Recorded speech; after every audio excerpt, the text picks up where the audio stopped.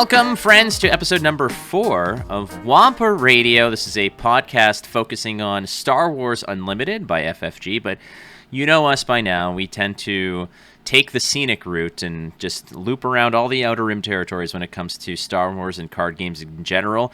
I am joined, as always, by the R2 to my 3PO. Actually, I think that you're more of the 3PO. In this sort of dichotomy, I'm pretty sure that you're the one mostly complaining about stuff. You know, it's really interesting because while I do believe I tend to complain slightly more than you, I also feel like I'm more likely to get us in trouble. And that is also like a steadfast characteristic of R2-D2. Like me doing the R2 scream and like rolling down the wrong elevator shaft or something is also right up my alley. So I could go either way. Yeah, I can see that. Like a lot of the times it's like if we're sharing an Airbnb or a hotel or something at an event, oftentimes it's like, I'm ready to go. It's like, where's Charm3r? Where's Charm3r? And all of a sudden you just see like the droid fire out of a hallway, smash into a wall. There's smoke everywhere. You know what I just realized? And I'm okay with this. I'm Chopper. Oh, That's yeah. who I am. I'm Chopper. Yeah. A little bit of a potty mouth on you sometimes. Exactly. I'm the one with the Carabast you gotta stick in. Yeah, that'll do it. Fact. I think that might lead us to our future poll, is something about droids. But this episode is going to be jam-packed, ladies and gentlemen. You and I have a lot to get to. Yeah, there was a lot of stuff to talk about. Last week we got to talk about the rules. This week, however, we got the quick start rules that were officially dropped on Tuesday. We are recording this after the fact this time so that we don't have to do any sort of weird delays. Sorry about that, gang. And then they had that follow-up developer stream as well where they got to, give us some extra tidbits. And there is actually quite a bit to cover. We had card reveals, art reveals as well. But perhaps the most important thing to talk about is, of course, the Wampa Cave Troll. Cave pole. Oh, I knew I was gonna do it. You did that. You messed it up. It's fine. I'm thinking. I'm like, I'll clean this up in editing. But you know what? Sometimes no. You have to leave that in because you know what? Here's the thing. From the moment we named this, my biggest fear was that I was gonna say cave troll, and I think I manifested it because listen, I love Star Wars, but I also love Lord of the Rings, like every nerd does, and so I can't see cave pole and not think cave troll. No. The Wampa is kind of like the cave troll of the Star Wars universe. I knew I was going to do it. Might as well give myself props that I made it to episode 4 before I messed it up. But anyway, the Wampa. No, we're past it. We're past it. That's where I'm cutting it. I've already cut it. In post, if you're listening to this, it's already been cut. It is, you said Wampa Cave Troll. It cut to the little scene. The Wampa, in this case, is so pissed off at you that that agony is not his arm being cut off. It's you saying Cave Troll. And somewhere in a parallel universe, Boromir is listening to this podcast and saying, "Oh, they have a cave pole now." That's what's happening. That's fair. That's absolutely fair. All right, so very slowly now, give us time for some post-production magic here. Let's walk us through the poll, my friend. Okay, so the poll was, what is the best John Williams music from Star Wars? And this was something that I had kind of thought about last week. I was like, man, there is so many iconic pieces of music. John Williams, first of all, the Beethoven of our generation, as far as I'm concerned, arguably, in my opinion, more influential, because when you think about the sheer volume of work that he has done, yes, it's for movies, but the number of times I can hear a piece of music and immediately have a memory of not just the film, but like core memories in my soul. The things that he has done for the archaeology profession between Indiana Jones and Jurassic Park, like that's all of their ringtones. If you're an archaeologist, let's be honest. Was he Jurassic Park too? Yes. Oh God. Okay. Well, that solidifies it. It like absolutely Jaws, Jurassic Park, Indiana Jones, Star Wars, like the list goes on and on. So just within Star Wars, he's got a plethora of bangers. And so our choices were the main title, the opening theme, Imperial March, because obviously that's iconic. Duel of the Fates, arguably the best part of the prequels, period. And then the Cantina band song. And I'm going to be honest, kind of surprised that this was as heavy-handed in the win as it was for Duel of the Fates here, because while it is the one that I also selected, I think that, like I said, it might be the best thing, period, that came out of the prequels. It's the one that immediately gets me like hyped up. Like I'll put Duel of the Fates in my gym mix. Like it's that good. I just didn't expect it to win, and emphatically so, over those iconic, core trilogy pieces of music. Much like Darth Maul said, give me all of them. I'll take them all on at once. Duel of the Fates just absolutely shredded this poll. And what I love about this is that this is the only one that came out of anything from that it wasn't the OT, right? The OG trilogy. I was hoping that there was a little bit of love for Cantina Band song, like the Bith Shuffle and, Figrin Dan and the Modal Nodes doing their thing at the Cantina. Again, that was composed by John Williams. I looked it up. It was a John Williams thing. So John Williams just crushing this generation, this era of cinematic, auditory delight. But Duel of the Fates, to me, I think, is because, Imperial March, I think out of all this, Duel of the Fates is the one that is the most impactful, the most resonating. Imperial March is cool, but do you have like one resounding image in your mind for Imperial March, or is it like a theme? Is it like just, more of this ominous, imposing presence? For me, the one that I always immediately think of is the scene on Cloud City when he's like marching through the hall with the troopers with him. Yeah. Like I know that it's played a bunch of times, but like it's just that, like the Imperial March is something that just kind of calls to mind like might and power, but not quite the same, right? It's almost like this ominous presence, but also military order, right? It's almost they took the because I think it's based off of like a Death March sound. Like there's another song that it borrows from heavily. I'd have to look it back up again. But it takes that, but it makes it feel very militaristic, right? And like that's it. I think about, the boots clanking and like the snapping of the feet, and I don't know, like, yeah. I have this mental image and it's very hard to articulate it, but it just snaps every time. But that evokes like a theme in your mind, like a feeling or whatever, which is great. And that's what it's meant to do. Duel of the Fates, to me, when I hear it, the first thing I think about is when Maul ignites his second blade on his second saber. Yeah. It is so just intimately entwined with that moment. Whereas main title, opening theme, you get the crawl, right? Okay, that's fine. Like you get it. It's absolutely part of it. But there's none of this that really evokes that 1-2 second scene like that. The closest that I can think of, because you're absolutely right, the Duel of the Fates might as well be the entrance music for Darth Maul. The ignition of that second saber is iconic, and if you think about it in wrestling terms, that's what it is. Duel of the Fates is the entrance music for Darth Maul, forever lodged in our brains at that point. But the other one that I think is close, and it technically wasn't on our poll, but the piece of music that I believe they just called the Force theme or the Force anthem, but it's got that horn, and it's when you see the twin suns on Tatooine, right? Like whenever I hear that little jingle almost, but it's not really a jingle, it's with the horn, and I'm not going to try to mimic it vocally because I would sound like a seal dying on land. But when that happens, I immediately think of Luke on Tatooine, staring with the two twin suns in the distance, right? Like that's the only other one that comes close to immediate imagery in my mind. No, you're spot on. Well, there you have it. That's the Wampa Radio Cave poll of the week, Charmer.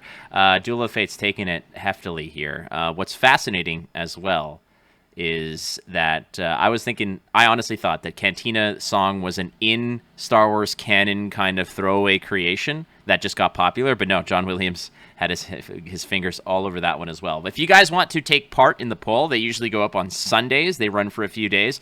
You can check us out at Wampa Radio on Twitter. New polls every week. We got headlines, and we've got a crap ton of them. So we're gonna cruise through these as efficiently as possible without kind of glossing over anything. But one of the first ones we want to talk about is the giveaway winner, my friend. The giveaway winner for this here Millennium Falcon from Star Wars CCG. We said, hey, if we can get up to 100 subscribers, we'll give this away. But hey, you know us. We're just going to give it away anyways. We're close.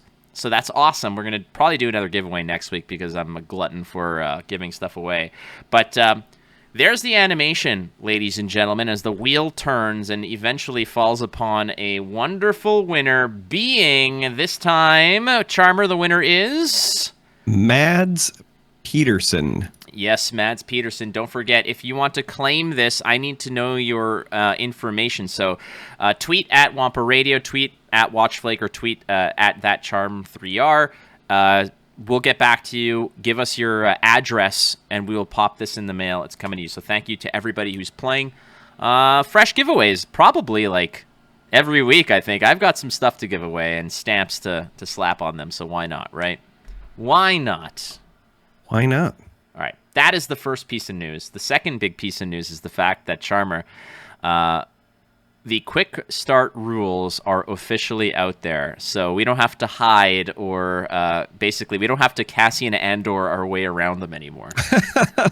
Yeah, so for a while, a good chunk of them had been leaked and they were on websites, and I was trying to do my best to only discuss parts of them that were available publicly, right? It's that old, hey, you can talk about it if it's out in the wild sort of thing, but you don't want to be responsible for divulging the rebellion secrets. So now that they're out there, we can talk about the rules, and that's a really big deal because as we get these card reveals, and we've got a couple more that we're going to talk about today, we can also really bring the context, right? Because we know what we're working with in terms of a rule set now. Before, you would mention something and you'd say like, okay, does it seem like that's on theme? Does it seem like it fits the character? But now we can actually talk about, the usefulness as you play through the game as well, because we know how the game is finally going to be played, and we can, go at length. Yep. That was also followed up right away almost by a developer stream from Fantasy Flight Games and the team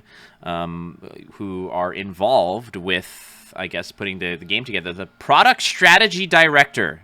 There's your picture for you if you guys want to know who it is. Jim Cartwright. Jim, you said you listen to us. So we're going to give you some dap right here. Look at this beautiful face. I paused at so many moments to try to find a good picture of Jim. I say a good picture. A picture where when I paused it, he didn't look like he was in the middle of some sort of voodoo trance. But this is what we're getting. So director Jim Cartwright said on the stream, said, I listened to pretty much every piece of Star Wars Unlimited content that you guys are putting out there. So, Jim, thank you for that. It means a lot to us. So, hi, Jim. Casual hi, I just Jim. want to say I'm sorry. Well, yeah, I mean, we operate... I'm sorry. Yeah, we operate sometimes under the... It's easier to ask for forgiveness than it is to ask for permission, but not as much anymore. We're good boys over here, so we'll be nice. But thanks, Jim, for listening to all of the content for sure.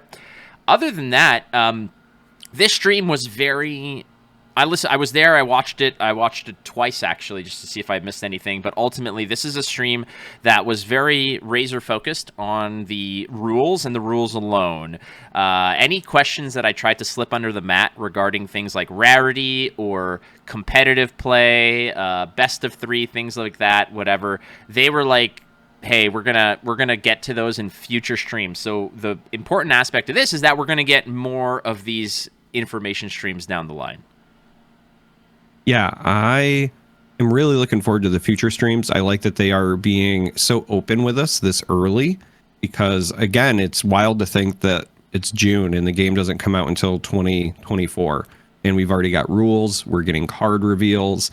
We're going to get to demo the game in August here at Gen Con. I know that we're about to transition to that. So actually, let's just do that. So that's another one of the things that was covered or was revealed in the headlines this week, which is that there's going to be exclusive Luke and Vader cons available at Gen Con. So if you have not already reserved your spot for one of the, demo slots to check out the game, you're, doing yourself a disservice, because you're going to want to check out the game to begin with. But now also we know there are some exclusive promos available. Not only that, but we've seen how people can kind of go a little bit crazy with this. When Lorcana first put out their batch, like their 6 or 7 piece kit of D23 cards, those went like crazy. And I'm not saying this like, oh, that's a good thing. People buying and selling the whole set of those for, $5, $6, $7, $8,000. Like, let's just pump the brakes on that kind of stuff. Yeah. I'm actually really interested to see where these land. I will be the first to say on record that I'm not a huge fan of secondary market like chasing. I don't like to treat my card games like a stock market. I just like to play the game. But I am very interested in where these will ultimately land, because there are some obvious differences between the D23 Lorcana promos. For example, D23, I don't think people were attending that with games like that in mind, so it kind of snuck up on people. People who go to Gen Con know you're going to be there for games, right? You're going to talk about games. But also, on the other side, these promos are really cool because they're Luke and Vader, right? And while, yes, you've got your Disney adults and there are some decent characters in those D23 promos for Lorcana, there's a Mickey Mouse or whatever. That's not Luke or Vader. And maybe it's just my Star Wars bias, but when I get really excited for promos, it's hard to nail 2 better characters than them. I'm so sad because that weekend, sad. It was one of the few weekends in my schedule where I had to make a decision: go to Gen Con or work for a Flesh and Blood event. And I'm going to work the Flesh and Blood event all the time, given the choice. It's my career, pays the bills. Plus, I love doing it. But this was a tough one because I'm not going to be. This was a tough one. I was supposed to work that event with you. It's going to be the first Realm event that you and I have not done together since the Realm started doing those events. But I decided that this was the best year for me to take my oldest son. So my oldest son turned 10 this year. And if you're not familiar at Gen Con, you have to start paying for badges at 11 and older. So I was like, hey, it'll be his first big gaming convention. It's also the last year where I can take him and we can do a bunch of stuff kind of pseudo for free on his side. So I'm taking my kid to Gen Con. So I will miss the Flesh and Blood event, but I will, however, get to demo Star Wars Unlimited. And you son of a...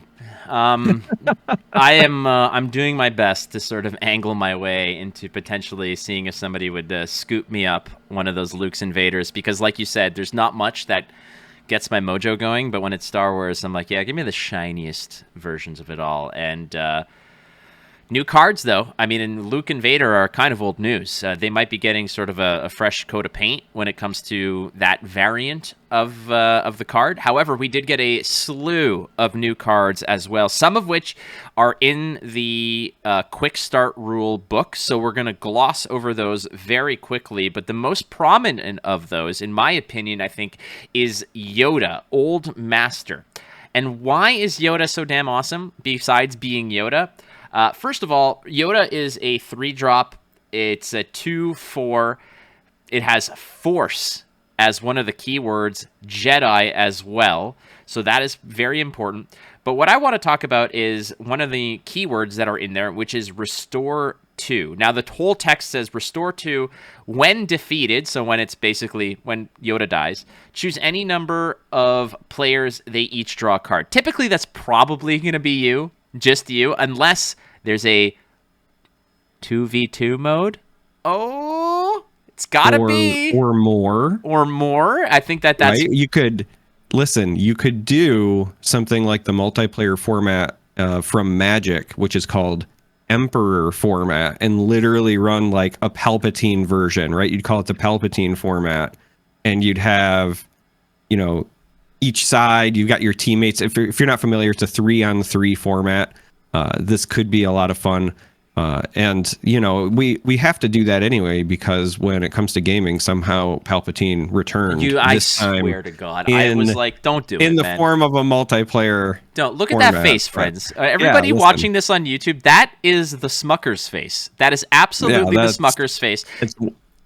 I once told somebody that I don't tell jokes for other people. I tell them for myself. Like, I just try to make myself laugh, and then if they land with other people, it's fine. But everything that I do is for me, and that's that face. That's me enjoying my own chicanery. I'm putting up a Simpsons meme right now. It's a still from a Simpsons episode where Homer says something so egregious in a car full of people, and all of them are frowning at him, and he has a big dumb grin on his face. That's what you did. That is the Smucker's face. So, friends, there you have it. If I ever say Smucker's, it's because he's got this smug effer face, and that's what it is. But the part about this card that really intrigues me, for Restore 2, is read the helper text for Restore 2. It says, when this unit attacks, heal 2 damage from your base. Okay, sounds like lifelink, right? Sounds like lifesteal, lifelink, whatever it is. You deal damage, it returns to you as health. It doesn't say if it deals damage. It says when it attacks. So there's actually a lot of nuance here. I actually love this card because this shows the depth. If there was a single card I could pick that could show like the depth of the design for this game and why you should be excited for it as far as mechanics go, it might be this.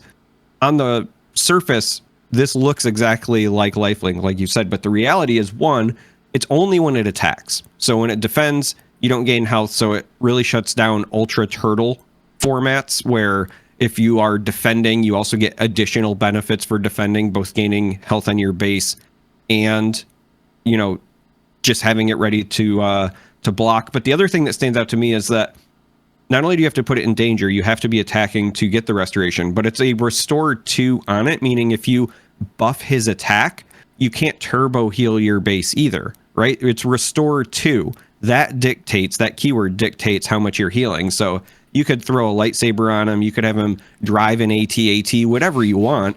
He's only going to restore that too. So they've already figured out that, one, you want to support formats where you're trying to progress to an end state, meaning yes, you need to have ways to heal. You have to have comeback mechanics, but you don't want to make it so that the games take an hour. Also, flavor-wise, I love that when he's defeated, at least somebody gets to draw a card, because this represents that like passing on of knowledge, right? It's I've taught you, Luke. I've passed away, but I've hopefully made you better for your journey. Everything about this says they care about the flavor of the characters. They care about the flexibility in the design where you can print keywords like restore, and that allows you to do some different things power wise, right? You can have something like restore 1 on a big unit so that you're getting some health back, but it's not over tuned. I also really enjoy that, as you said, it doesn't need to deal damage, because you could attack with this, and then if it is destroyed by an action or blocked and it never does damage, you still get the restoration part. Like, there's just so much that I really appreciate about this. And it's from only a mechanic standpoint. Only an uncommon. This is going to be a draft dynamo, in my opinion. Definitely an awesome card. Moving on, we got Death Star Stormtrooper, a 3/1. It's got the aggression tag on it aspect. It's a 1-drop. This is just your grunt, your aggro 1-drop. Yep, that's 100% it. It's got the aggressive tag, and for good reason. It's aggressive. Way more attack power than it has health. Pretty brittle, but hopefully it does the relevant damage you need it to before it eventually meets its end. All right, so the next 3 cards I have revealed in a specific, or we will reveal in a specific order, because they all play into each other so well. Initially, there's the TIE the TIE Fighter. The standard eyeball TIE Fighter, a 1-drop. It has 1 aspect, so very easy to fit into a deck. Same, not like the Stormtrooper. The Stormtrooper had 2. This is just standard 1-drop. It's a 2/1. It's a Imperial Vehicle Fighter. It's a space unit. You drop it in there. It's a 1-drop space unit. This could be, given the fact that the game starts with 2 resources in play, you could just, all right, Stormtrooper, TIE Fighter, pass. Like that can be your opening salvo. But ultimately, anything special out of this? It's just your standard vanilla grunt work. Yeah, there's nothing really special about the unit, but there is something that I have been thinking about since I saw this for the first time, which is, it's obviously in space and it has the vehicle tag. And so I naturally thought, like, I wonder if there's ever going to be a space unit that doesn't have the vehicle tag. And then I started thinking about like the space whales and things we've seen in, Star Wars, films and TV shows and things. And I was like, oh man, I guess they actually could print some things in space without the vehicle tag. That's interesting. All right, now down the line, we're going to flip over to the wonderful Rebellion, the Alliance X-Wing.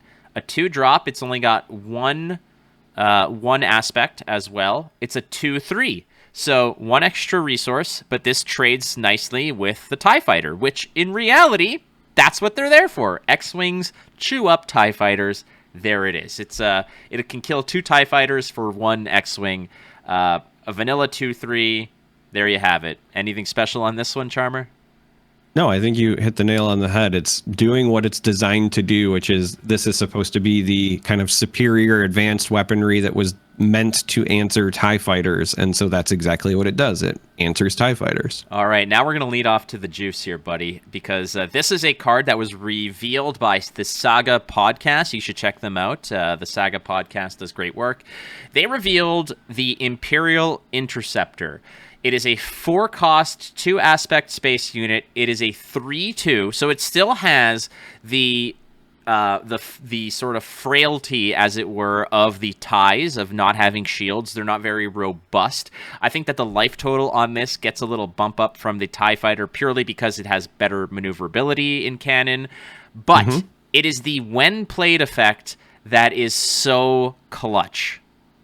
Yeah, the one plate effect says you may deal 3 damage to a space unit, and that just so happens to be the health on an X-Wing. So when this thing comes down, it just snipes an X-Wing, and then the 3/2 body is the exact inverse of the 2/3. So it also deals with a second X-Wing. And so when you're looking at these two, you have the TIE Fighter, and then you have, for double the TIE Fighter's cost, you have an X-Wing that can answer exactly 2 TIE Fighters before it dies. And then for double the X-Wing cost, you have the Interceptor that answers exactly 2 X-Wings. So again, this kind of meandering path they've taken for design and how they answer each other. And again, that really does kind of follow the lore as far as like how these things were meant to answer one another. I just really appreciate this. I'm waiting for the A-Wing to come out, which was essentially the Rebel Alliance's, answer to Interceptor, yeah. Yeah, to the Interceptor, something that can keep up with it, that was more speed. The thing about it is that like the TIE Interceptor was firepower, maneuverability. It was a glass cannon, and that's why they basically put their best pilots in there. Baron Soontir Fel was a TIE Interceptor pilot. But again, the flavor of the tie into the X-Wing into the Interceptor. Do you guys see where the heart and soul and like a lot of that love was put into the design here, which I really, really appreciate? Myself, as a card game player for so long and a Star Wars fan, seeing how, even in Star Wars CCG, when the TIE Interceptors were printed, they were pretty robust. They were out there to deal with the what was previously dominated by the light side, the Alliance side. They were like the snub fighter team. They had all the X-Wings and pilots and capabilities, whereas the dark side had all the capital ships. So when they did print those, they were like, all right, it's a cheap way to deal with some other nonsense, and here it's the same way. So kudos to the card designer. That would be Danny Schaefer, I believe. So cheers to you guys for putting this one together. Yeah, there's a lot of good stuff. Speaking of good stuff, we also had revealed the Cloud City Wing Guard, which is a 3-cost with 1 aspect. It's a 2/4 body on the ground, but it has the Sentinel keyword. So this is our first look at a unit that has that keyword. Now, if you're not familiar, the reminder text on this says units in this arena, meaning that space, the ground, can't attack your non-Sentinel units or your base. So this is, if you're coming from other card games, very similar to like Taunt in Hearthstone, for example. I like it too. This one was revealed by @thewassie. Got some cards to reveal. There's another one coming after this, but yeah, the first digs at Sentinel, which is essentially, if you're playing other card games, it's like Taunt, I guess, from Hearthstone. You attack this before you attack anything else. I think in Elder Scrolls Legends, like Guard or something. What was it called? Yeah. Yeah. So you got to get these out of the way before you go face. They're just there to essentially soak damage, protect. other units, etc. A 3-drop 2/4 taunt, that is basically, with one aspect, I feel like this is just run of the mill. Again, it's a common, so we're not going to get too excited about that kind of stuff. But look at the sort of the tribals, the little taglines. There's Trooper, which that's going to definitely be a tribal. But Fringe, I wonder what the hell that means. Well, it means that this particular guard is a big fan of sci-fi TV shows from the early 2000s. I also was a big fan of Fringe, as weird as that show was. But no, I think that it's probably going to represent things that are kind of meant to be outside of your Coruscant bubble, right? So you could say maybe like Outer Rim, but obviously Cloud City is its own thing. So I think by going with just an ambiguous word like Fringe, you can cover, units that would be on Tatooine or Cloud City or any, again, of those fringe planets or areas. I think that's what it's supposed to be. Yeah, I guess it doesn't have an affiliation, like a Cloud City trooper is not affiliated with the Alliance or the Imperials or anything like that. It's just, he's just doing his job. And he's got a sick mustache too. Yeah. The next card I think might be my favorite card, and I know that this is completely early, and I know that in the developer stream, the lead designer Danny Schaefer had mentioned that it makes him laugh because he listens to a lot of people evaluate cards being good or bad without knowing anything else. And you know me, I am the first person to absolutely dog on people who rate cards before knowing what they all are. Like, you have no idea whether a card's good or bad because you have no context and you have no, the bigger picture. I'm going to go out on a limb here and say that a 2-drop 3/2 with one aspect that allows you to look at your opponent's hand, which is the Viper Probe Droid, is just a really good card. I think that knowing what your opponent has is a very, very good card. Again, this revealed by @thewasi. The Viper Probe Droid, man.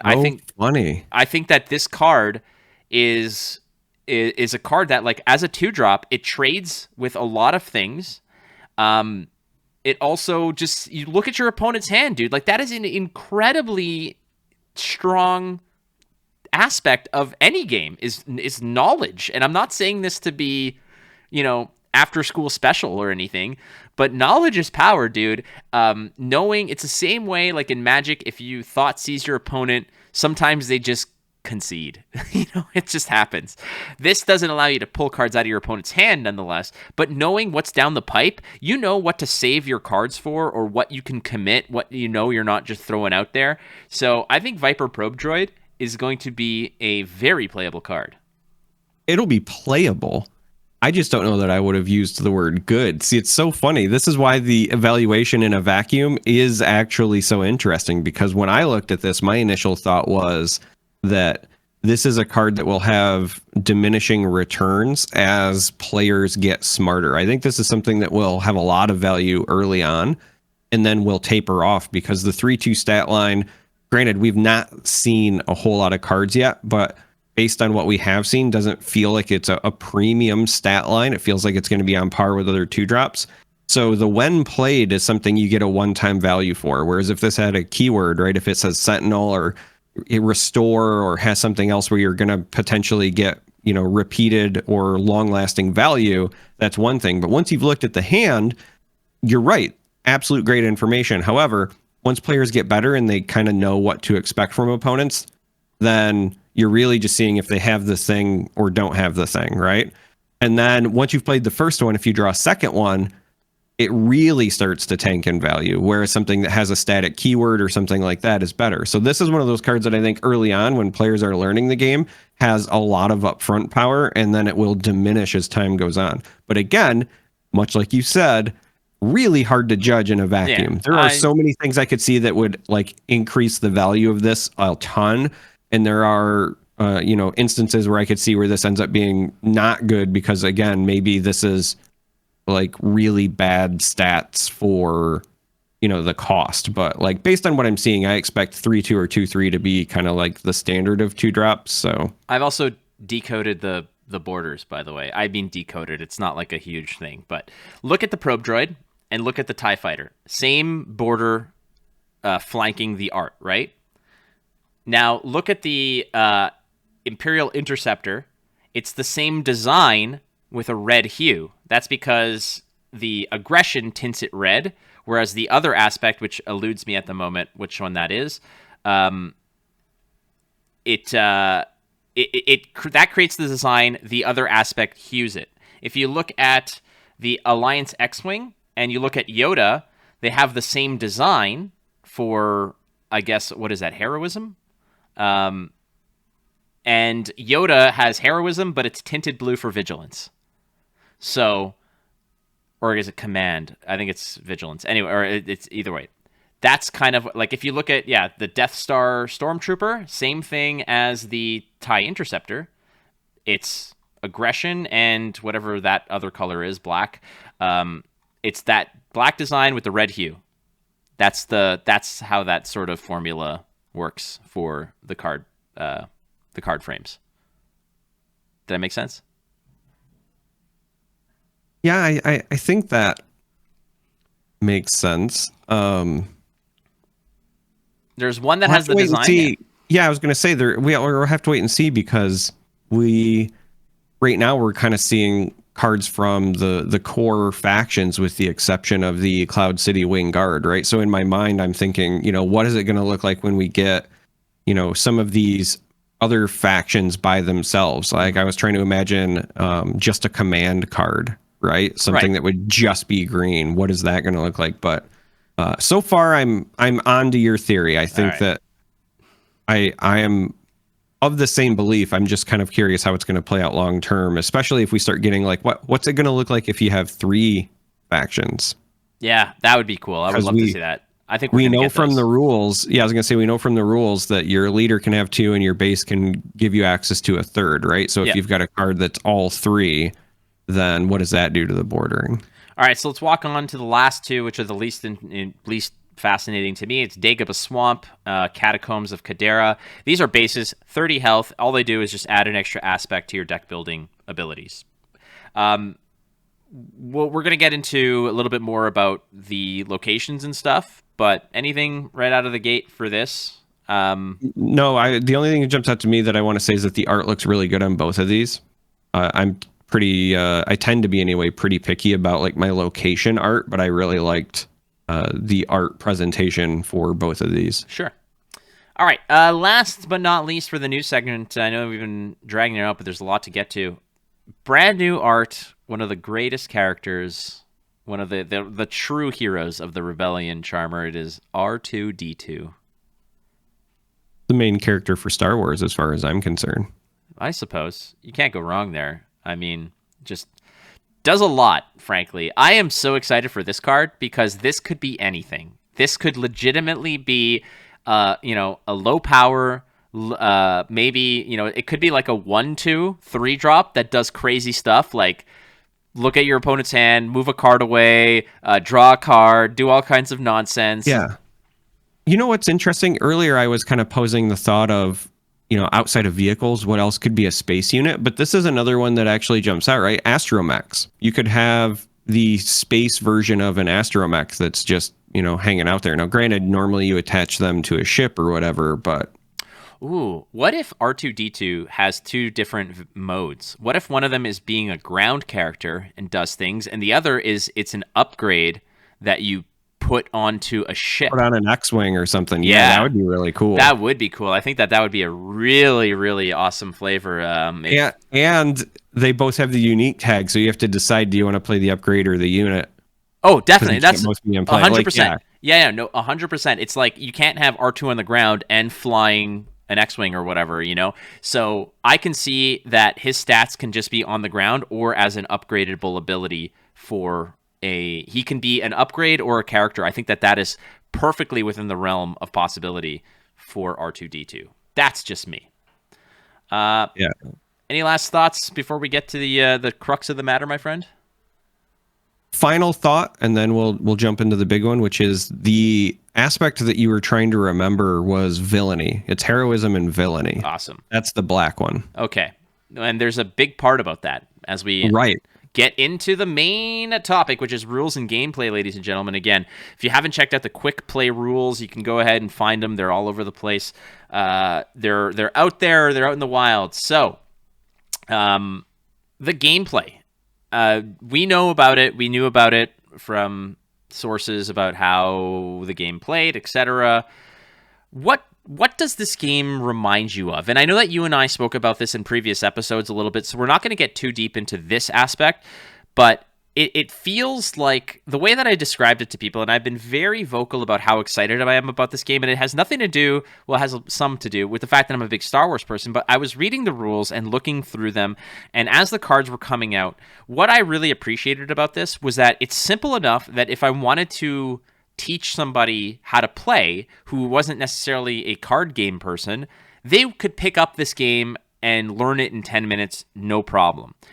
However, much like Hearthstone, The Elder Scrolls Legends, Runeterra, Magic, etc., there is a lot of room with a lot of keywords, etc., that add depth to this game. So there's layers to it that you can find, you can find depth to that you can really, grab it from. But is there any games out there specifically that this game just kind of cries out to you as an inspiration? I mean, there's a couple. So the two big ones that jump out to me, and part of it might just be like bias, but the first one is The Elder Scrolls Legends. And I think that one might be a bit of my bias because I covered that game for a very long time. So I'm very familiar with it, and I can see some of the pretty easy overlaps there. If you're not familiar and you never got to play The Elder Scrolls Legends, it was a digital card game, and it also featured the ability to directly attack your opponent, but also directly attack units. You had units that would protect other units, as Flake said earlier, with the guard keyword similar to Sentinel. There were also, the two areas, right? So you had the field lane and then the like shadow lane, if you will. So think like space and ground. A lot of like iconic characters from Elder Scrolls were in that game, and so they were unique. Now the uniqueness isn't quite the same as it is here, but they still were trying to make it so that, the lore was respected and you didn't have, 5 copies of Encano running around on the board. And there's just a lot of similarities between the two. But the other one that jumps out to me is the old World of Warcraft TCG. Now, that eventually, or at least a version of it, became Hearthstone, but there was a physical one that you could play in person as well, and that existed before Hearthstone did. And it also has a lot of similarities in terms of being character driven, being able to directly attack units, kind of that interplay between the two. Those are the ones that immediately jump out to me. Yeah, I think that you're spot on again. Like, I didn't play Elder Scrolls Legends that much. I did get to play it a little bit. You got me into it a little bit. Aeolus, there's a blast from the past name, wonderful human being, got me to play that game as well. But yeah, I like the 2-lane system, and we're going to get into a bit of what we like and what we don't like, and that's going to be part of it. However, one of the major keys that we got out of the developer stream is that from the aspects, which there are 6, there are 2 that will never cross-pollinate. They will never coexist. It's heroism and villainy, and that makes sense. However, they like heroism and villainy will never be on the same card, from what I understand. They will never be together. But I wonder if that matters into deck building. This is what I was curious about. Like, can you put heroism and villainy in the same deck? I would suspect that you can, because there's nowhere in the rules that told me you cannot deck build and have those two, Yeah. So the quick start rules do specifically say that you can include any card from outside your aspects. You just have to pay the tax, right? You have to pay the 2 extra. And so unless there is someplace else, like later in the in-depth rules that specifically calls it out, I would have expected in that line to say you can include, any cards from heroism, but not villainy, right? Like there was no caveat, there was no asterisk, there was nothing there. It just strictly said you can put any cards in your deck that are not part of your aspects. You just have to pay more for them. So as far as I know, the cards themselves will always be heroism and then some aspects, or villainy and then some aspects, but you can still play both. You just have to pay the tax. Yeah. All right. Let's dig into the keywords now. We talked about a few of them as they started to leak out with cards, but here they are now for everybody to see. We're going to go through them one by one and as briefly, but as completely as we possibly can. The first one being ambush. Ambush being after you play this unit, it may ready and attack an enemy unit. This unit doesn't ready if there are no enemy units to attack. So this is fascinating because ambush is not just straight up haste or charge or whatever. Right. I was just about to say it's not charge from the Elder Scrolls Legends, which makes me a little sad because when I covered that game, I was well known for charge heavy decks, but from a balancing standpoint, I fully understand it. This makes those units far more easier to balance. And if I'm being honest, more flavorful as well, because the idea is, you are ambushing other units. And so if you want your Saw Gerrera to jump in and ambush, some troopers, then great. You can have them do that, but then you don't have to worry about him instantly dealing, 5 damage to a base or whatever. This also, so it's basically just like it's rush, I suppose, in Hearthstone, which is it can only attack units. And I think that's something that a lot of card games have, gotten away from, because this opens up OTKs. It opens up too much early game pressure that takes away from the interactivity of a game. As soon as you have a face hunter deck, then it just becomes kind of like a game of you're playing against a clock. You're not playing against an individual. The Elder Scrolls Legends equivalent was Time to Fight, and that was my concoction. And oh boy, yeah. Well, there's that Smucker's face. Yeah. Next up is Grit. Grit says this unit gets +1/+0 for each damage on it. So damage counters will stack. This is very much like Enrage, I suppose, or other effects that the more it takes a beating, the better it feels.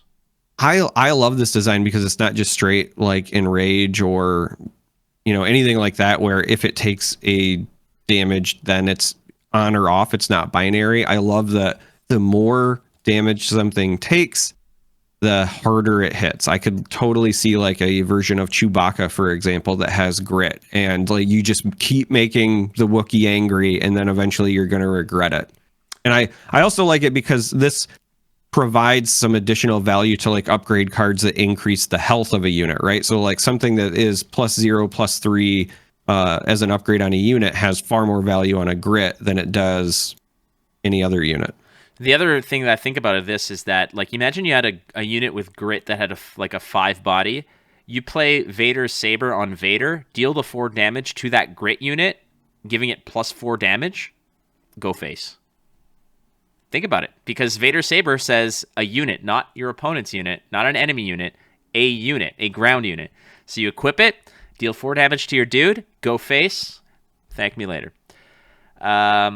Next up is Overwhelm. Overwhelm is when this unit deals damage to an enemy unit while attacking, deal excess damage to that opponent's base. So this is Trample, it's Overwhelm. Yep. It's literally Overwhelm. Yeah, sorry, it's Overrun. Sorry, Overrun is from Mythgard. That's the one. Yeah. As you said, Trample from Magic the Gathering. In the Elder Scrolls Legends, it was Breakthrough. Mm-hmm. There's versions of this that have existed in basically every card game almost ever. Like the number of iterations is high. You know what's going to have Overwhelm? Overwhelm is going to be your AT-ATs are going to have Overwhelm. Your I think like your walkers, like your ATSTs, your AT-ATs, I think are going to have Overwhelm. I think Destroyer Droids, if we ever get Destroyer Droids, might have Overwhelm. Oh, we're going to have Destroyer Droids, but I think they're going to have a different keyword that we're going to cover later here. Yeah.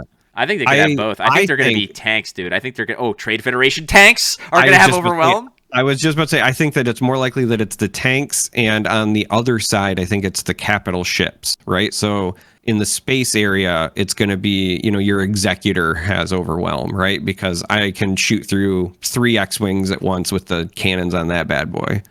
Okay. And you know what else should have Overwhelm? The The seismic charge. Yeah. the seismic charge. I still have that queued up, so you're probably getting another one of those bad boys. We need a button. I really want. You know I'll what? hook it up on my sideboard. What? Thank you. One of these days, though, I think if ever Wampa Radio just takes off and we start developing merchandise, one of it is going to be a shirt that literally just says "wow," and it's going to have the seismic charge in it because it's the best sound ever created. John Williams himself thinks it's the best piece of auditory media ever created. All right. What's the next one? So the next one we have is Raid. So this says, while this unit is attacking, it gets extra power equal to the raid value. And then the example they give is Raid 2 gives +2/+0 while attacking. So this is like the opposite end of Restore, right? We saw the Yoda card with Restore 2 that heals your base. This is instead your unit and is now dealing damage. But it is on the attack value. It's not direct damage. So again, I think that's for balance purposes. Also, just like with Restore, you have to essentially put your unit in harm's way by attacking to get this bonus. So I really like that. And again, also like that it's a static value so that you don't have to worry about other things really ramping it up and making things absurd. The other question is I'm wondering if there was a card that would modify a unit, like an upgrade that gave a unit like Raid 2. If you put a Raid 2 over a Raid 2, does it become a Raid 4? I would imagine so. That's just something that I think that one doesn't supersede the other. I think that they're just cumulative in that case. But yeah, again, aggression decks. Leia has this. I think the Leia leader has this, if I'm not mistaken, yes. Or one of Leia's has this. We've seen Restore, so we don't have to go too much into that. Yoda has Restore. It's basically when you attack, has nothing to do with the power level, and it only activates when you attack. It doesn't have to connect, you just have to attack. Right.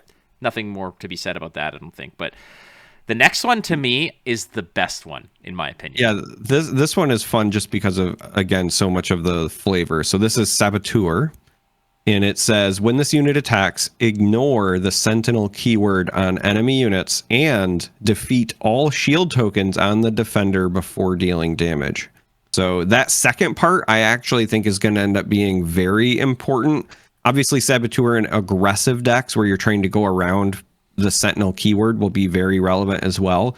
But the fact that this gives you a way to deal damage through the shielded keyword, and obviously this hints at one of the ones we're going to cover here in a moment, but this just makes you able to break through defenses in both senses of flavor, right? It's both by ignoring Sentinel or by going around the defensive tools of the unit itself. Ah, man. And you can already think about the characters that are going to have this. All those Bothans that you just love to see, I mean, Cassian, thrown into the sun. Right? Cassian Andor. It's got to be a Cassian one, right? Jyn Erso is going to have this, I feel. Galen Erso is absolutely going to have Saboteur. I just also love that depending on the character, there are, again, different versions that could have it. Like, I could see a version of, like, Hoth Luke that has Saboteur, and it's just the image of him throwing grenades into an AT-AT, you know? You know what? That I could picture that art on, like, what are they called? Events? Or actions? Yeah. That art on an event that says, give your unit Saboteur and +1 damage or something like that. Like, I think that would be pretty rad. But yeah, I like that there's a keyword that kind of answers other keywords. And this, again, becomes like when you're thinking about grander scheme of meta, and like if everybody's rolling shields and sentinels, somebody walks up with a deck stacked with Saboteur units, and that deck feels punchless, right? Like that deck feels really kind of answered in that degree, which then led me to the discussion of which I asked Fantasy Flight Games and the team at the dev stream. They said, not yet, was what is competitive going to look like? Is it going to look like best of 3 with a sideboard? Is it going to look like best of 3 no sideboard? Is it best of 1 but pre-sideboard, like Flesh and Blood? Like Flesh and Blood? I'll be honest, I've grown to love that. I do too. Like, I really have. The ease of making your gameplay experience less about like the cards I bring that aren't in my deck and just more about like, here's my pile, let's play. Yeah. I just really appreciate it. Here's my base. here's my leader. We decide who goes first. Sideboard at will. Yeah. Your opponent presents a base and you're like, okay, figure out my team to attack said base, right? Like a Star Wars experience. Now I also just love, again, thinking about some of the Saboteur units. Sorry, I just realized that I had a bunch more that immediately sprang to mind because I was like, okay, what are outside the core? Jar Jar for sure. Jar Jar protagonist. It's funny you say that. I was literally gonna say Saboteur could be Jar Jar when he's like kicking around stuff. It's accidental, but he's absolutely it. Or I think about like Lando or DJ or these people who have like switched sides or bamboozled or backstabbed or something like that. Right? There's so many good uses for the keyword. Definitely. Absolutely. Sentinel we know already. It's kind of like taunt or otherwise. It's basically. This is what has to be targeted should there be a Sentinel unit on the board. You have to attack through the Sentinels and kill the Sentinels before you can access the other units or the base. Very simple. Now, here comes the... sorry. Well, I just wanted to commend them. I love that they actually, in the reminder text on the Quick Start rules, gave you instructions, which is place units with Sentinels slightly ahead of other units in that area as a reminder that they must be attacked. So that you can't do weird obfuscation shenanigans. I think about some of the bad experiences I've had playing Magic where people put like half their lands up front and half in the back and their creatures in the middle, and you never know how much mana they have available. This straight up says, like, if your unit has Sentinel, it's got to be edged up a little bit or whatever so that it's a visual cue. I love that they're like, hey, do this. It's a good thing for both players. Like, don't be underhanded. Addressing angle shooting and sharking already in the Quick Start rules. well done. Shielded is the final keyword that we have so far, which is when you play this unit, give it a shield token. If any amount of damage would be dealt to a shield token, to a unit with shield token on it, prevent that damage and defeat one shield token on that unit. Two things here. Number one, this is basically Divine Shield, is what it is. Or Barrier or Ward from the Elder Scrolls Legends. Yep. The other thing is that defeat one shield token. You could stack these. You could have multiple shield tokens, apparently. So that's a fascinating little nugget to dip in our sauce here, because I can see decks that will kind of Voltron one massive unit and just go ham and be like, I've got, I don't know, Darth Vader with 3 shields on him, 2 lightsabers, So a couple of things. One, earlier you said, hey, destroyer droids, I think they'll have overwhelm. And that's when I was like, no, I think they're going to have shielded. And I think they might be one of the units that has more than 1 shield because they were just so annoying to deal with those shields, right? They roll out, they literally roll out, and then they pop those shields up and they were just a menace. But also, just kind of backtracking to how much we love that Saboteur keyword, that's why I felt like the second line was going to be really important at times, because you're right, I could totally see somebody, slapping down a Sentinel and trying to put like 3 shields on it, saying, all right, come at me. And then Saboteur says, well, I can ignore it entirely, or if I do want to destroy it, I can get rid of all of your shields. So yeah, I just really like the counterplay, but also the flavor. Again, we were talking about how Jar Jar could have Saboteur. So it's again like he's wandering around the battlefield and he accidentally kicks a grenade into the destroyer droid and then gets rid of its 3 shields and it blows up, like that's perfect. Beautiful. No notes.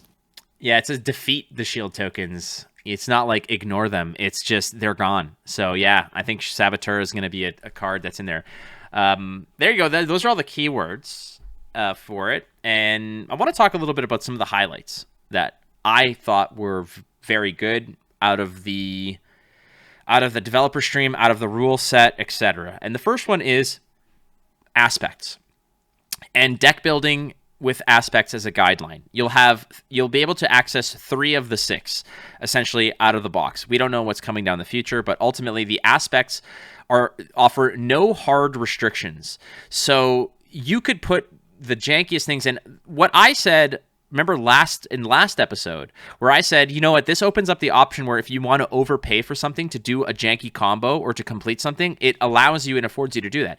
On the developer stream, I think it was Danny Schaefer, like the lead designer, had mentioned like stuff like, oh, when you're drafting, or if you find a card that you think is just a really good card, you can draft it and pay a little over the top and really play it.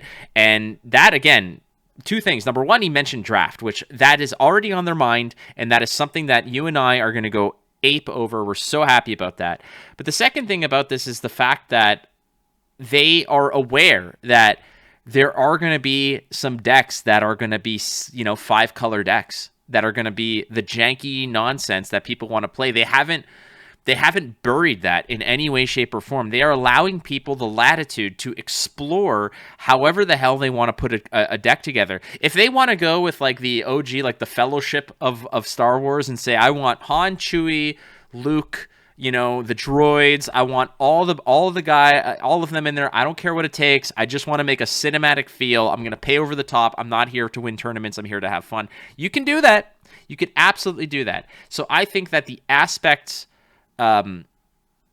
system for this is awesome. And one last thing, I know I'm droning on about this and why it's so awesome.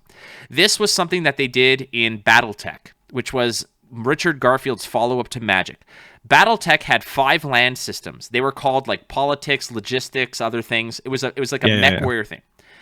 The cost of deploying a mech, there was 2 costs. Number one was, it was like, okay, you have 2 politics and 3 logistics. It costs you 5. But if you're missing one of these 2, you pay over the top to deploy it anyways. It's not going to restrict you from playing it, and it's not going to goon you if you can't find that piece of land that you need to play it. All it does is it taxes you for that shortcoming.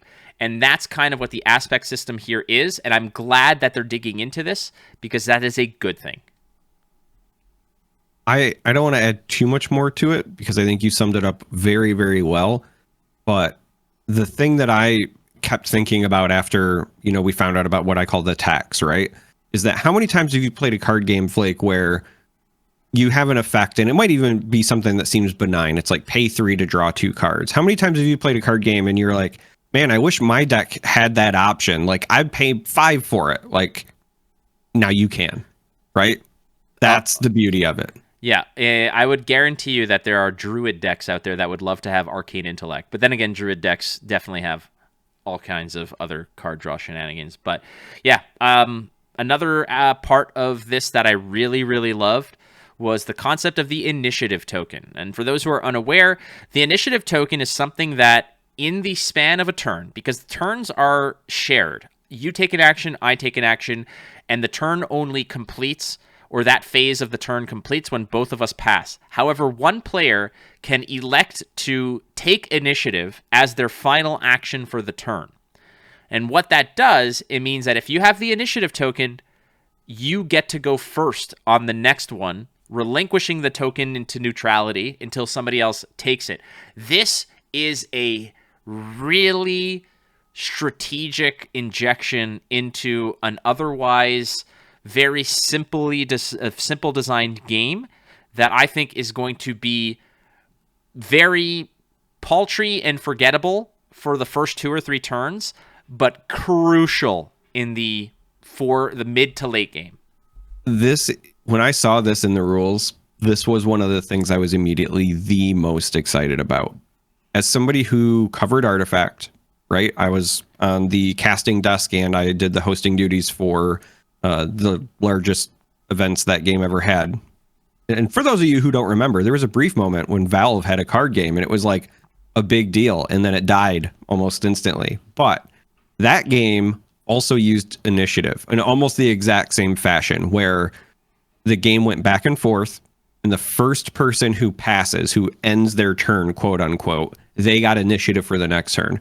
And there was so much depth to that, because being able to take the first action when you both essentially refresh everything is a big deal. It might be that first attack you need, but it also might be answering the unit your opponent just played. If your opponent plays a bomb, you might have more stuff that you can do this turn, but if you don't want to take the shot from Darth Vader into the face, you might just need to pass now so that you can guarantee you get that vanquish off or whatever to answer it right away. Like, there is so much depth in that initiative token. This is wonderful for the game. I am really looking forward to it.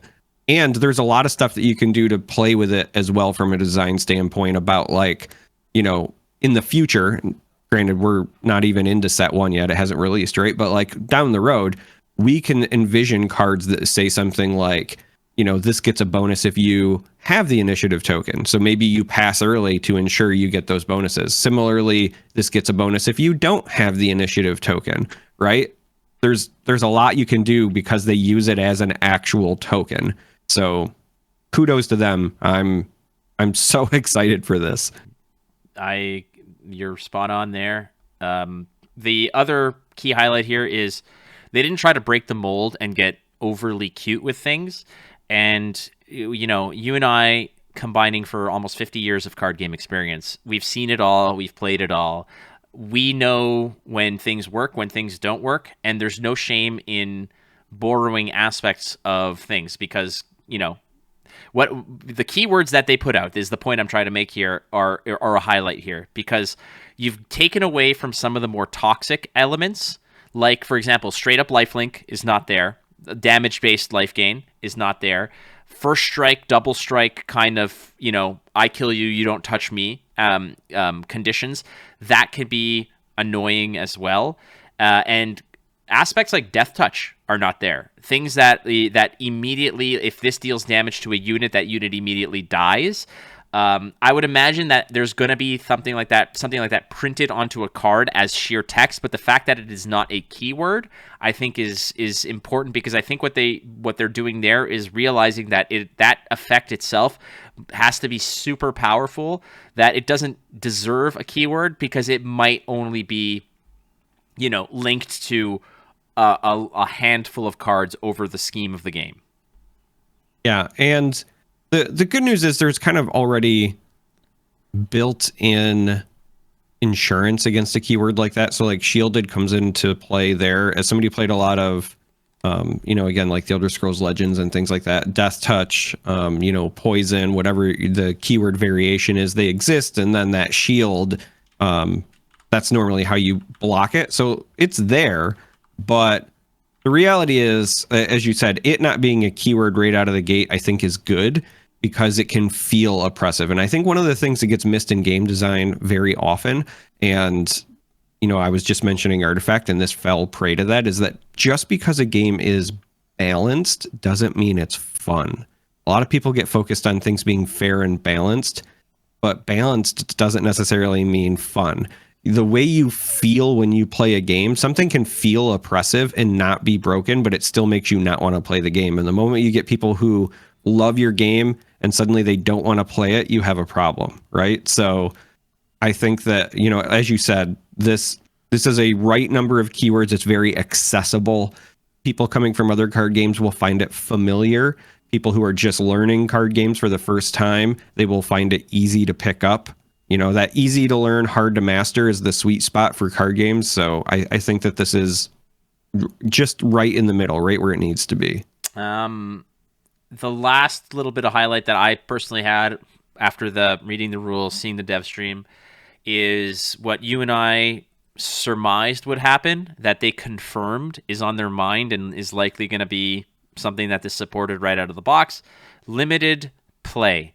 You and I celebrated, jumped for joy when we basically had it confirmed. I think that this is something that you and I, we love limited play as much as we love constructed play. Limited play to us is something that we abso-freaking-lutely adore.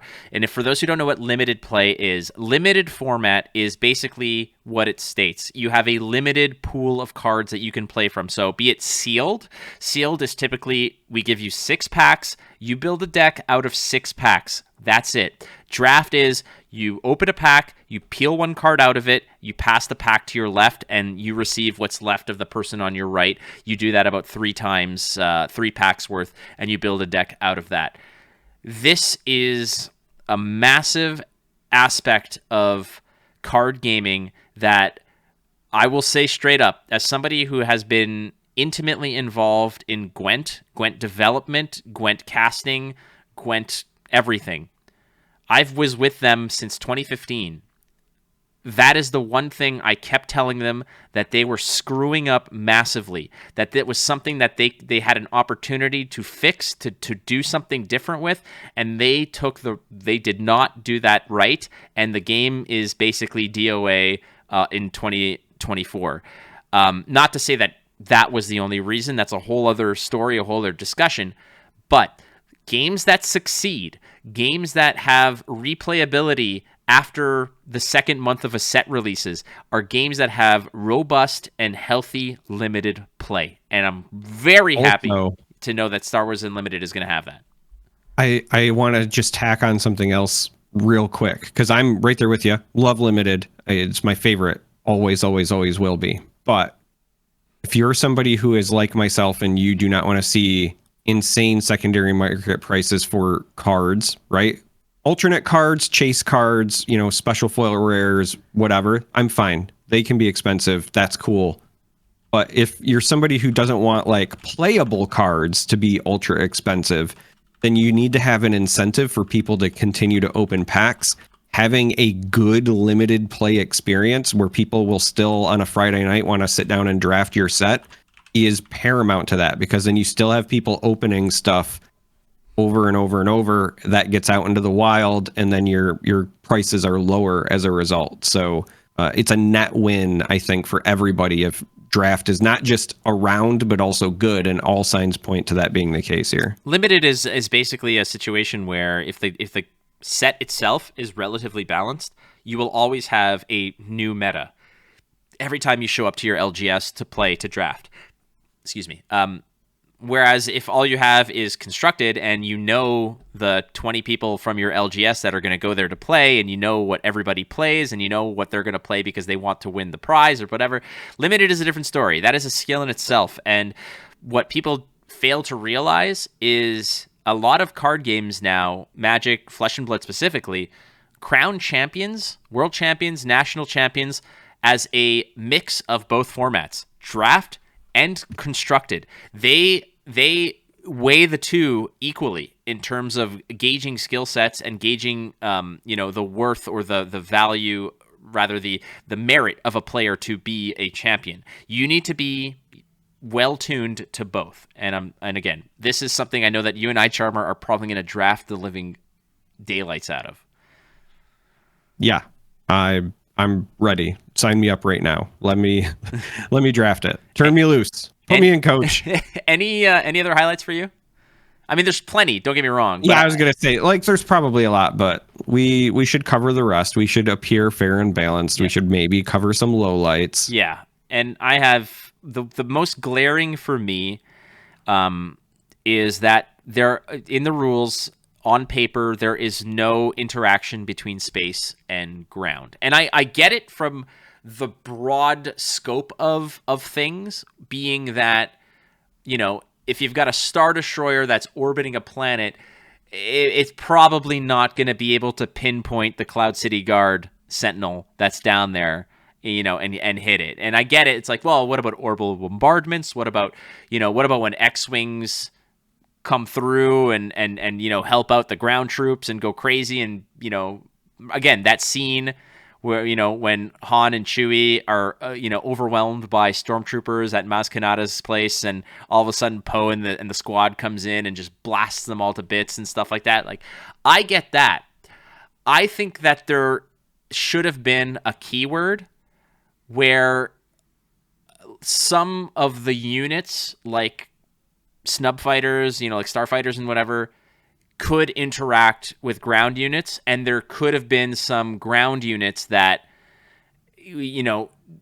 could trade damage with whatever, or you can deploy an orbital space cannon on the ground that does nothing on the ground but is an absolute Star Destroyer killer in space.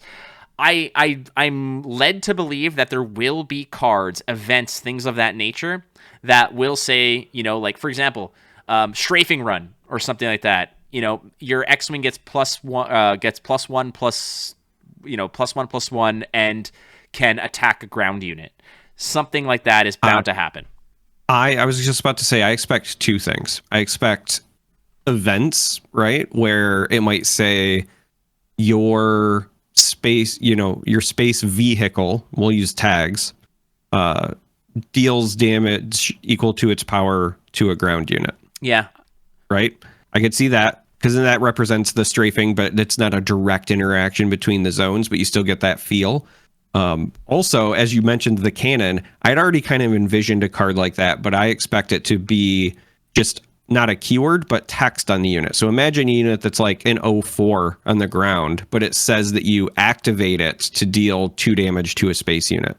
So it can be attacked freely on the ground, and it doesn't have its own damage to like resist it. It just fires into space, sort of thing. Yeah.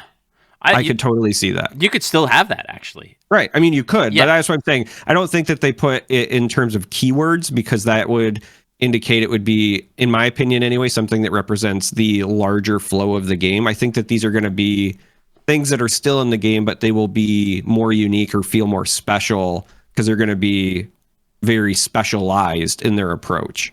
I think that, the more I think about it, I think that maybe there's going to be a decent number of interactions, but they're going to be built in. They're not. So I think putting in the rule book is probably not the right move. So, right. I might delete it from a low light. It's tentatively. Have I won you over? Well, I think that it's going to exist there. And if the set is printed and there's no way for ground and space to interact, then I think that's an L for the game.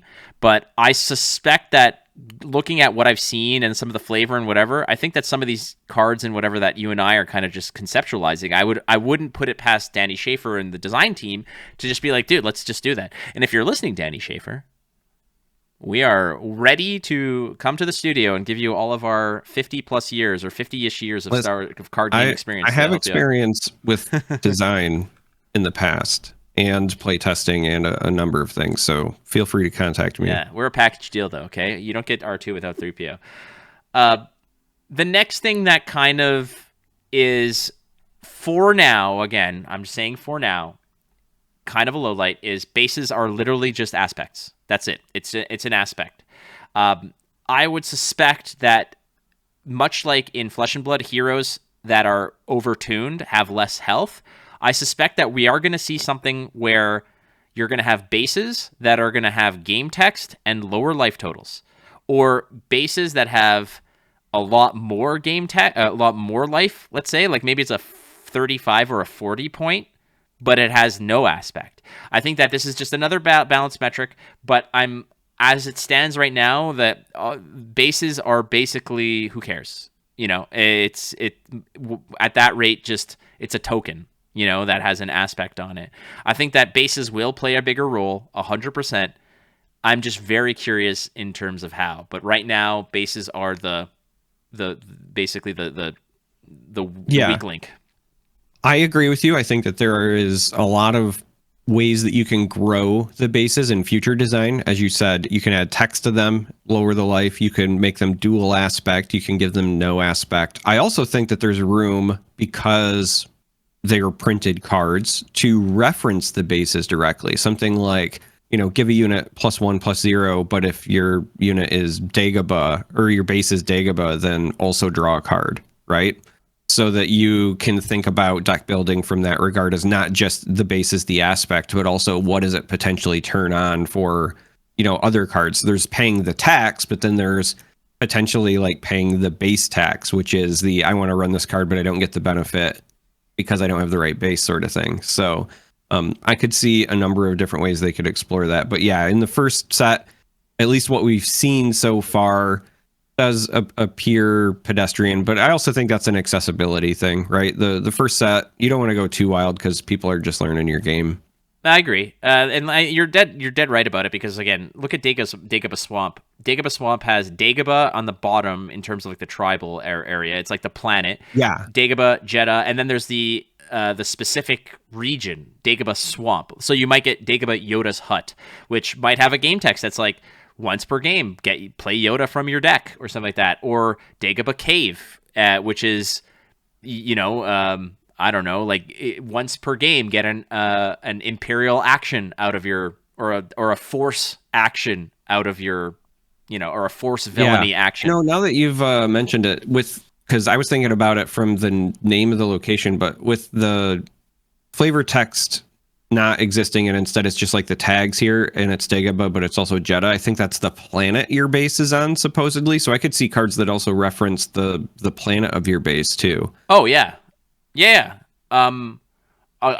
I think that it's going to be like, for instance, I think that there are going to be cards that interact with Dagobah, interact with Jeddah, but it's like, okay, I want something that interacts with Jeddah, but I don't want aggression as my aspect. So there's going to be Jeddah, the city in Jeddah, or Right. and things like that, where instead of aggression, maybe it's vigilance that's your thing. But you still get Jeddah, so you can still get Jeddah interactions. So, but for now, again, I think that this is another put it on the shelf and we'll revisit it later but for now, I think that bases need to have a lot more personality, and I highly, highly am confident that they will. The last little lowlight for me, which I don't think is going to be a lowlight for many people, but me personally, there's no instance, no stack. There's no way to respond to your opponent's action. They take an action and it resolves. There is no, in Magic, you can counterspell something, or they do something and in response, you do something else to mess with it or get value before it dies or something like that. That does not exist as we know it right now. So it's funny because to me, this is actually a highlight. I think that the stack, in some cases anyway, needlessly complicates things.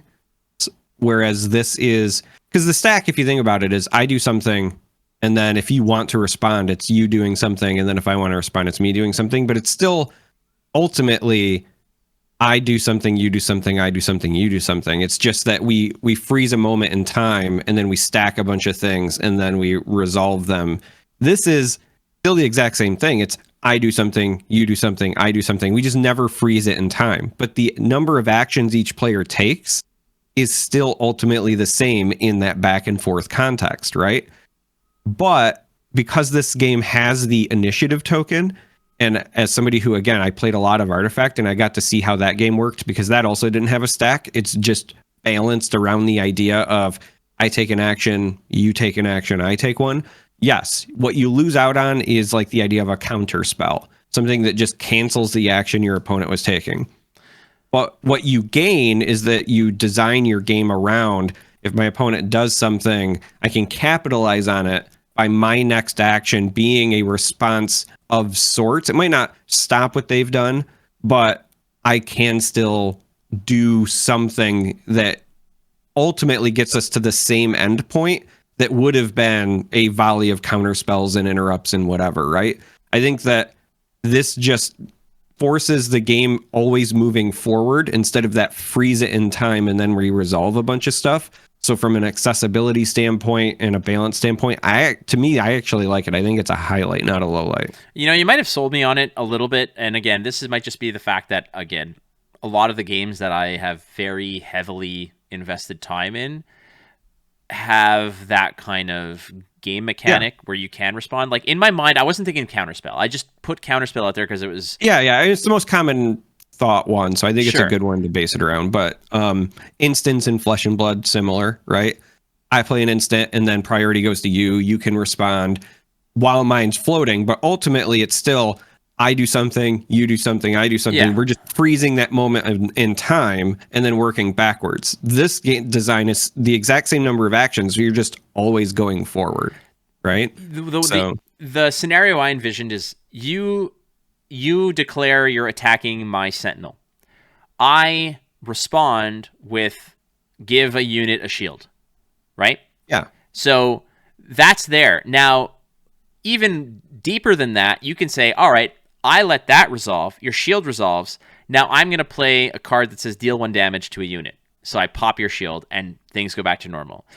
And I get it. It's like somebody in their mind would be like, well, nothing happened then. Well, yeah, but things did technically happen. No, things do happen. So here's what you do, though, right? Is this puts the onus... the only thing that changes in that exchange when you go to this initiative format is it puts the onus on the player who's in like the defensive position to envision or see what their opponent is doing before they do it. So like in a Magic or Flesh and Blood, I wait till you do the thing and then I respond.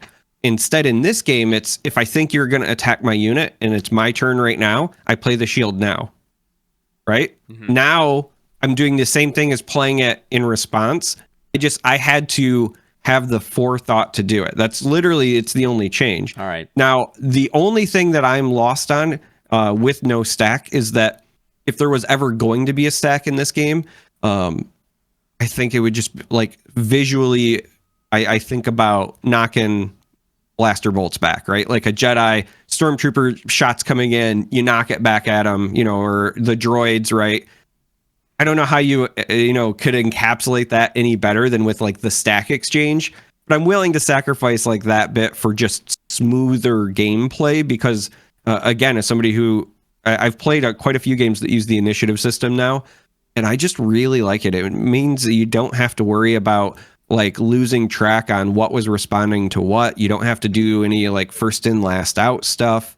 You don't have to pause for priority, right? Like think about how many times in a game that like you've been like, all right, do you have priority? Do I have priority? Yeah. Also, in this, we have no inside information. This is not whatever. But if they ever did an online client, the coding is way simpler with an initiative system than it is with any sort of like call and response, freeze a moment in time stack. Like the difference between playing MTG Arena versus playing something where you're just passing actions back and forth is massively better of an experience if you're doing the initiative one. Dude, if they made an online client, I'm coming out of streaming retirement and we're jamming those all day long. You and me both, brother.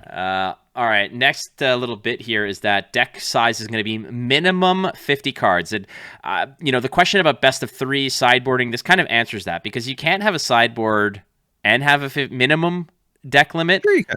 I get Magic has you know what? You're absolutely no, they don't. Not in standard. In standard, it's 60 cards.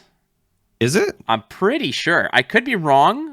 And if I'm wrong back on this, when I played standard, it was minimum. But you have to remember, I played when Battle of Wits was in standard. So yeah, well, you played exactly. You played with Richard Garfield, like with post-it notes when he was developing the game. That's how old we are. But I could be wrong here. So please, if I am wrong, please let us know in the comments. Google says deck must be at least 16 cards. All right. And up to 15 cards for sideboard. So that doesn't have to. So one is at least and the other is up to. Okay. So this goes back to so deck size minimum 50 cards, which I like. I like it. I like a little bit of an escape from the 60 card kind of thing. Also, quicker games would typically allude to a lower deck. So because if you have 60 cards but the games are quick, you're not seeing 65 to 75% of your deck typically because the game just happens too quickly. So what Danny Schaefer mentioned, I asked them in the stream, and they answered the question, so we appreciate it. I said, how much would a typical match take? How long is a standard game on average? And he said between 10 and 20 minutes. However, that is very archetype and matchup dependent, because you could have a control mirror that, and I thought this was cute, a control mirror that it could exceed 30 minutes. All right there, bucko. I've done Oldham mirrors that went 2 hours. No problem. Like that is not the thing. I have stalled out the MTGA client because both players had over 30,000 life. Like we have been there. We have done that. So when you say exceed 30 minutes, that is like a quick game of Flesh and Blood. So at least for me as a Guardian main. That's really interesting. I assume I know the answer to this, but I'm curious whether or not your base can go over 30. That is the other thing I wanted to ask. I'm not even kidding you because there's nothing in there that says, maybe I didn't read it entirely, but I thought that, is it Hearthstone based where you hit your cap and you cannot go above that unless you have things that add health instead of restore it? Or is it... I bet that... I think it's a hard cap. I was going to say, I bet there are hard caps, and I really hope that's the case, because when you start thinking about, again, ways that you can improve the base design, imagine a base where it's like it's got a starting health of 35, but then at the start of the game you take 7 damage. So you start at 28, but you kind of overheal that base, right? Like you have to put in the work though, but that's the benefit of running that one or something, Yeah. But also just from a flavor standpoint, I have a hard time envisioning like fortifying my base even further than it's starting. Like my base is my base. Oh, yeah. I mean, I know that you can. I do think it'd be really cool if there are cards that like give your base shields, right? That you have to like blow through before the damage. That's gonna happen. I feel like that's got to be a thing. You got to blow the shields up before you can attack the Hoth Echo base. That's the first thing I thought of, is that if there's ever another base that comes out, lower health total, but maybe it's like your base starts with a shield, and when it doesn't have a shield, you take off a counter, like of 3 counters. When all 3 counters are gone, add a shield token and add 3 counters. So it's like it can get the shield, but it starts with a lower life total, let's say. Like these are just, again, ideas that are thematic that utilize the rules and the game text, whatever. That's a good question. I believe that you cannot overheal, and I think that makes sense, unless it's like you mentioned, like fortifying. Like we have dig up a swamp. What do you put a white picket fence around the swamp and be like, all right, we're protected against slugs and stuff, but the Minox are still around, so put the bubble shield up. Funny you mentioned the games being 10 to 20 minutes on average. That tells me, just based on other games, that it probably is going to be best of 3, because that seems like a really short game time if that's like a single game per round. And I'm not against best of 3 necessarily, but I just really hope it's not like best of 3 sideboard. I know that this is heresy for many longtime game players, but I'm very anti-sideboard. Flesh and Blood is like okay with me because it's like pre-sideboard, so you're still like, you have your deck and you play and you start with your limited pile. But just ultimately, I have come to realize that games that have a sideboard in mind when they do their design, they use that as an excuse to do things that are very polarizing. The idea of like, I can have this card that just obliterates 1 or 2 decks in the format, and then they might have an answer to my card, but it's in their sideboard. Well, that means that the first game is likely really not fun for one player, and all it takes is them to not draw their answer, and then it's really not fun a second time. You know what I mean? Like the cards that end up being okayed through development, the rollback is always like, well, you have a sideboard, so you have answers. Early Magic, right? I think about like even just like Red Elemental Blast and Blue Elemental Blast, right? That are blowouts in certain matchups and then garbage in others. Well, like that, I don't know. I don't like that level of polarized design personally. So I'm kind of anti-sideboard. All right. Last little bit here is the fact that in future streams, developer streams are going to dig into things like rarity, chase cards, collectability, all that other stuff. So, yeah, that's where we're at with that. We went very long, so I'm going to float the idea to you. Do you want to do a separate mailbag episode, a shorter addendum episode midweek, or do you want to just plow through this? I'm okay with both. All right, let's plow through it. Let's plow through it. Why not?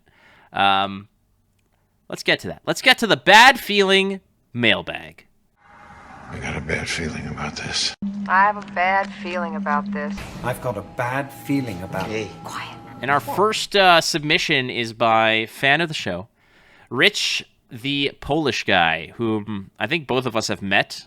You've met Rich? Yep, a great, I've met awesome Rich, human being. Absolutely.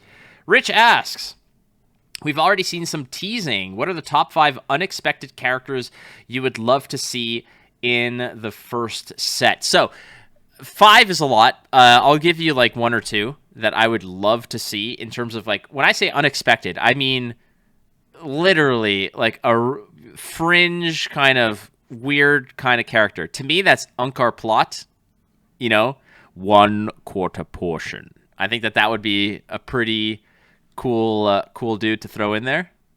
You got one? Yeah, this is tough. Like when I first saw this question, I was thinking of like Asajj Ventress, right? But I think that might be too obvious. But I don't think that she'll be in the first set. I think we'll get her eventually. But if I'm trying to pull like a really side character, I think I want Kuio.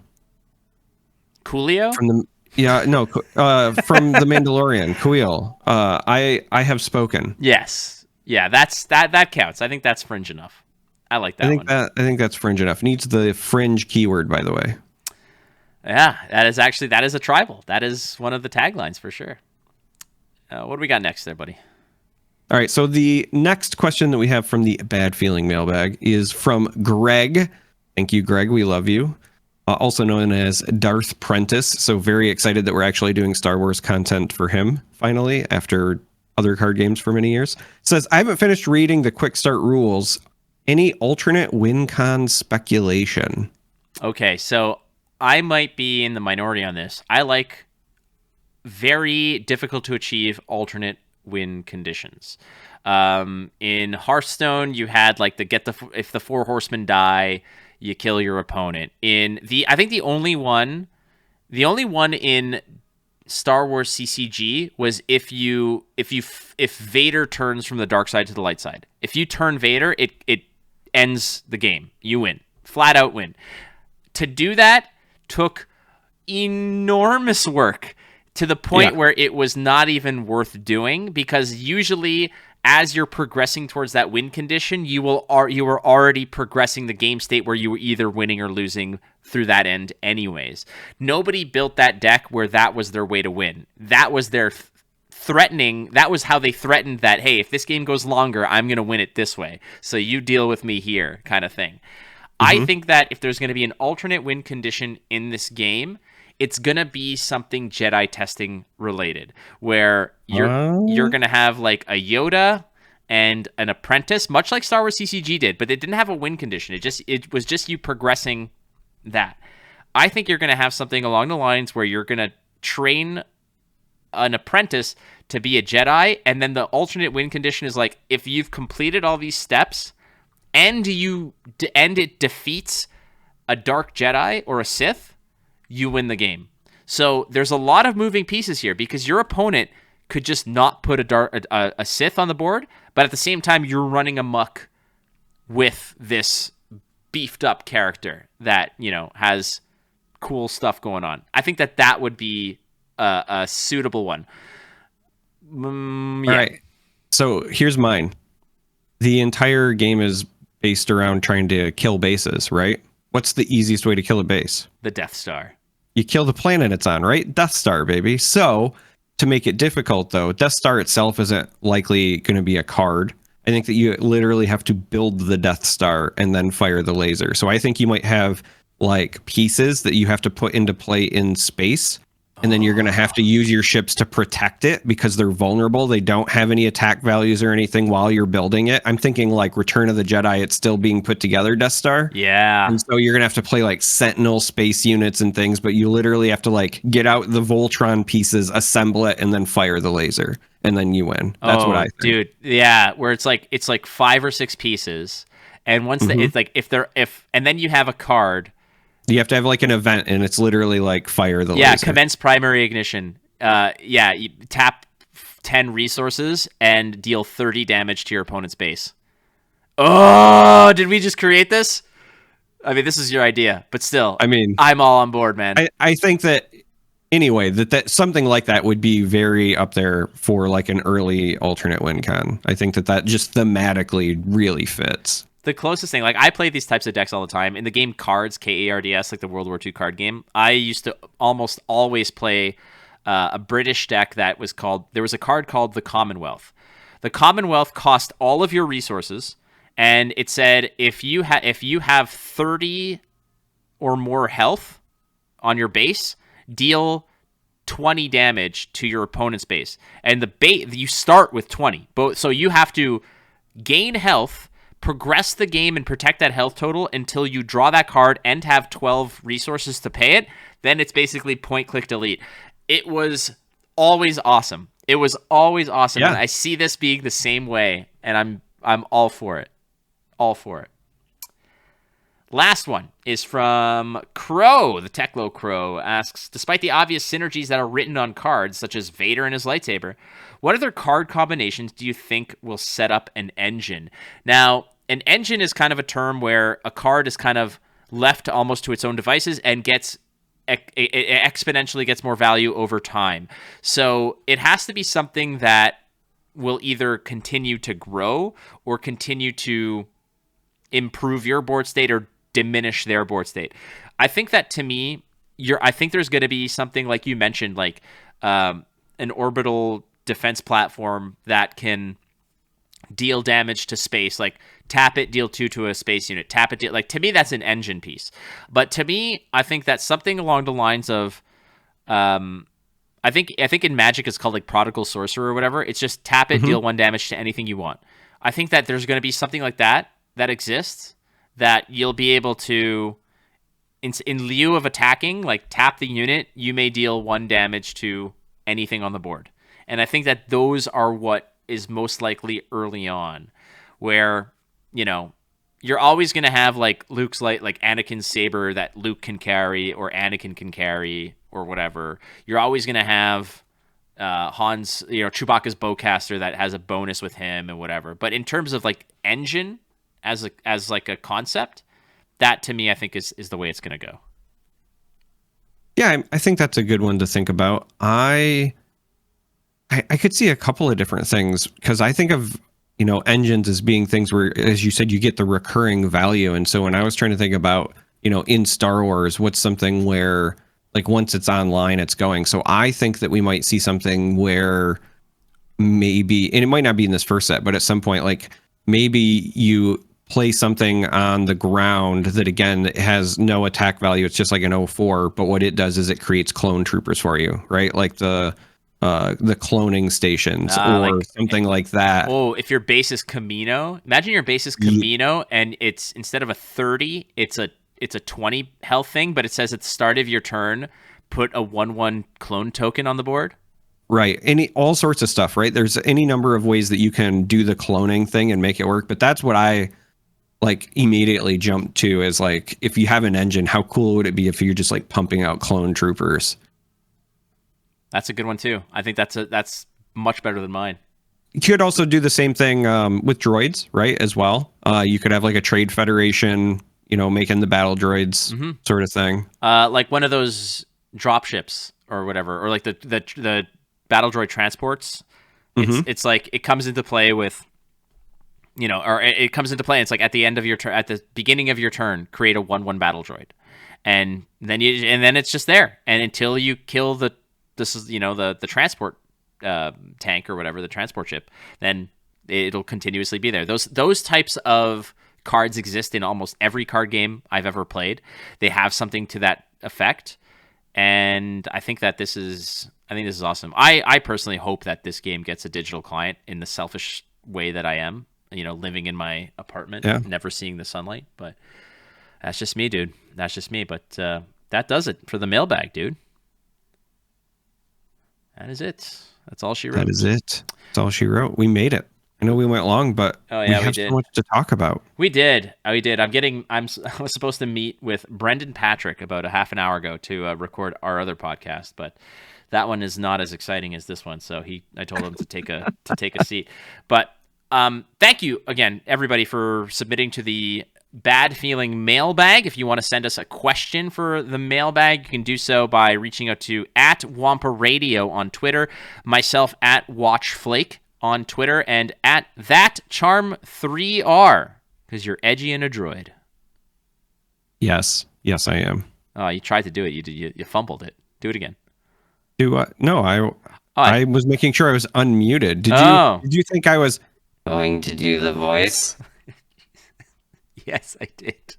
No, I was just making sure that I was unmuted there. Oh, friends. All right. Well, this is also a good time to remind you, if you haven't already, please subscribe to the YouTube channel. It's free. You can also make sure you follow us on whatever audio platform that you got us on. We're on Apple, Google, Stitcher, I think, Amazon Music, Spotify. We're basically everywhere. And I say this last time. If you find us and we're not on your favorite platform, tell us the one you want us on and we'll add it. Yeah, we jumped through a lot of hoops to get this off the ground, but I think that a lot of that is now sort of smoothed over, so we can do that. And the best way that you guys can support us, honestly, is just follow our content and 5-star reviews on whatever platform that you're listening to us. Again, the algorithmocracy wants us to be a regal 5-star existence before it sort of recognizes us, and you guys can get us there. So thank you so much, as you guys have been supporting us so very well. Charmer, this one's a long one, but I think that a lot of the heavy lifting for the game so far is complete in terms of those our podcast responsibilities. I think you're right, and yet I somehow envision next week it's going to go long as well. There's just so much to cover, and I'm so excited. That's the problem, is that I keep derailing us. I'm the problem, but I'm so excited that I want to talk about it, and then I don't want to shut up. I think that our next episode, what we should do is you and I should write out a list of 5 things that we haven't seen that we think would be, that we think is still a plausible, option for us. Things akin to like, dual aspect bases or interact. Like we'll come up with some ideas or whatever. But I think we've got some, another episode in us at the very least. And we got a few. Yeah, for sure. For sure. Do you have a funky voice to lead us out on, my friend? May the Force be with you.